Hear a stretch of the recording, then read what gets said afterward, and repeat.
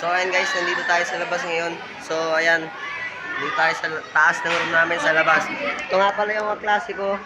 Ayan, may abang siya, porket naka-iPhone siya, no? So ayan. Ayan. Ito yung labas po ng room namin. So ayan.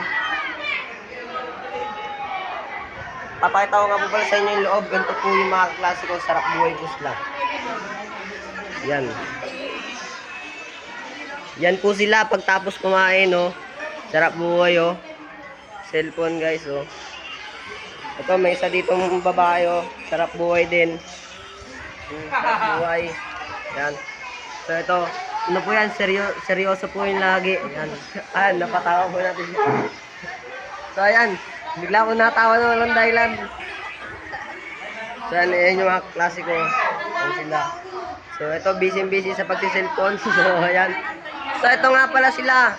Bago pa lang sila kakain. So, ayan guys.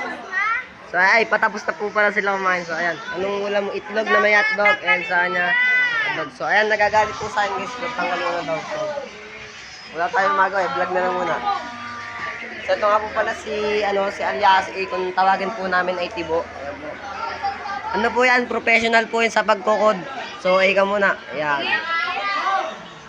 So, ayan guys. So, ito yung labas ng room namin. So, dito sa kabilang section guys. Dito yung grade 9. Yan. Room yan ng grade 9 mga boss. So, ayan. So, dito na lang muna tayo guys. And, bawal kayo masyado maingay kasi malapit na kami mag-time. So, ayan. Dito na lang muna. Sa susunod na lang ulit guys. Sige.